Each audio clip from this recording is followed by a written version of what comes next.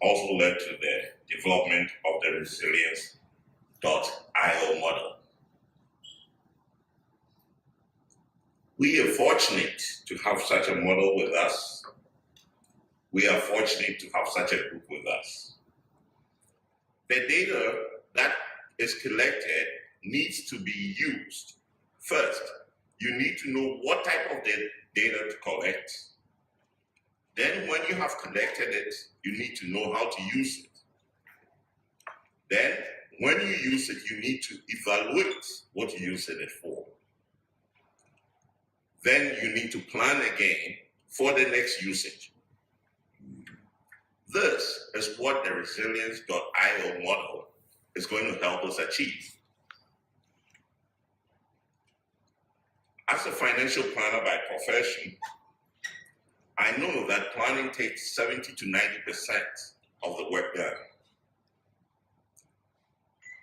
If you fail to plan, that means you plan to fail. Now, how do you plan?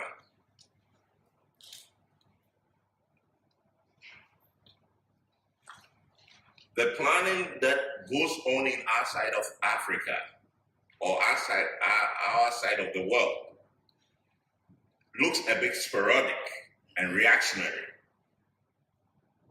Now, this resilience.io model is going to help us collect the right data, help us to plan, and help us to assess whilst we're doing the projects, and then evaluate and plan for the next stage. Therefore, governments can plan ahead and also bring in capital from the public to meet the infrastructure gap. How so? When an investor comes into a situation to invest, they want to remove a lot of the risk. Now, how do you quantify the risk? How do you identify the risk? How do you quantify it and how do you mitigate it? You need a planning tool. And this is how we're going to get there. We move a step further to municipal funding.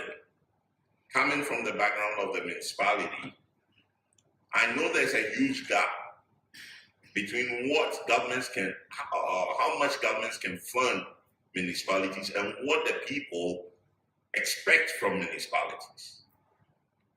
There is also a big chunk of money that could be moved towards that side. Unfortunately, municipal bonds cannot be set up here because we don't have the right data. These are all going to be worked on through the Resilience.io. So if I say I'm excited today that we're at a meeting like this, then this is the basis of my excitement. Because finally, we should be able to cover our gathers. We should be able to build our markets. We should be able to encourage small to medium scale enterprises within the cities. We should be able to know how many school children are in our schools. We should be able to know how we're going to provide, what we have to provide for the next 10 years to support education and all such information. Honorable Minister, ladies and gentlemen, the risk of flooding and the prevention of flooding with a good model can be calculated, planned for, and drastically reduced.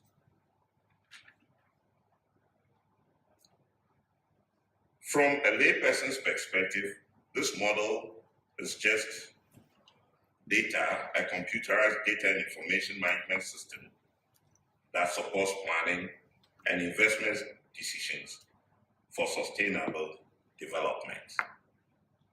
However, what is sustainable development? How resilient are we? The floods will come.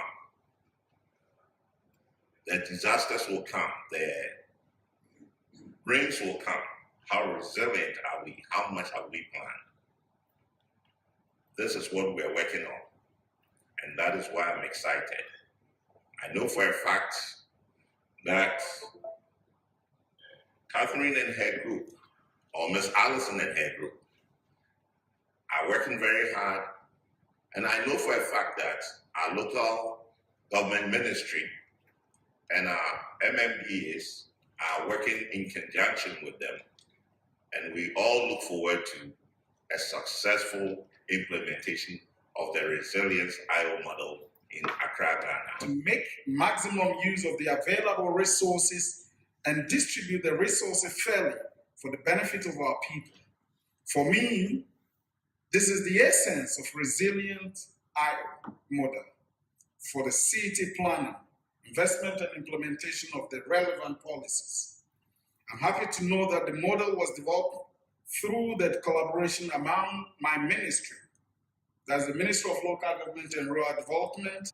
I'm quite excited to learn that the resilient model IO, the first of its kind in the world, will be useful in our planning process for water, sanitation, transportation, and electricity, and will be useful for the development of future cities in Ghana and elsewhere.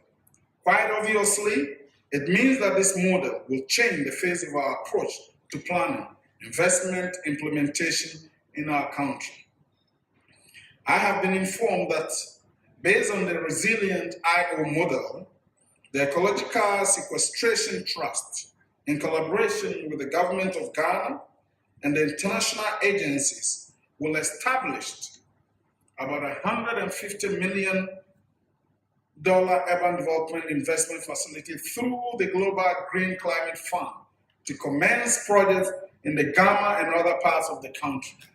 Finally, I wish to urge the urban development units of the Ministry of Local Government and Rural Development to ensure the success of this novel planning process and investment model as a vehicle to achieving key targets regarding developing and improving human settlements as stipulated by the Ghana National Urban Policy and Action Plan. It will be recalled that His Excellency John Dramani Mahama, the President of the Republic of Ghana, was nominated as the champion of African urban agenda in recognition of Ghana's efforts in dealing with the challenges of urban development, especially in ensuring access to improved water, sanitation, and building a resilient city or cities for sustainable development. Distinguished ladies and gentlemen, let me at this juncture commend the Department of International Development, that is DFID, the country director, I understand is not around, Cities Alliance, and the Ecological Sequestration Trust team, among other collaborators, who have been in the forefront in the development of this resilient IO model. I understand that data drives the world now, and being an open source data system, it's going to also help us capture a whole lot about and forecast things that could happen, evaluate things we have done, because we'll know what to do. And when we have done what we have to do, we can evaluate it, whether it's giving us the results we need, and hence improve upon it. And this is going to be our way of life. It has to be. We don't have options. So I believe that everyone sitting here is charting a very interesting path, pioneers to something that's going to come to stay. And with my background from finance, I say, there's an IPO. You are at the ground floor of this investment, an investment that is going to yield generation over generation. What you're doing is really appreciated, and it's not just for us today. This you're doing is for posterity, and posterity is going to say thank you one day. Resiliency is to be a way of life. And the Resilience IO has come to stay. As we develop it, we grow with it, so do we improve our lives. The Resilience.io model, as I've come to learn about it, it's one of the most vital tools that we're going to use for the next millennium, maybe. So the Resilience.io model, for me, it's one of the best tools that we would ever come across. And I think it's a great thing for the Gamma. It's a great thing for Ghana. And I believe that it will be a great thing for Africa. The Resilience.io model helps to gather the right data for people to do the right analysis, for people to participate, knowing what the risk is and quantifying the risk, and knowing that it can be mitigated and it can be projected and it can be evaluated. Within the water and sanitation model, these are some of the things that you affect Accra today. We are just coming out of the anniversary of our major flood incident, and these are tools that if we had had them before, will it have helped to alleviate some of these issues? It would give us the tools to plan, and then when we plan, it will help us execute. I believe that all of us would embrace it. I'm glad that TEMA and AMA are part of the two who are initially starting this, and I'm praying and hoping that eventually it will spread all over Ghana. All the assemblies will get to use this valuable tool and then move on beyond Ghana to West Africa and Africa. The IO has come to stay.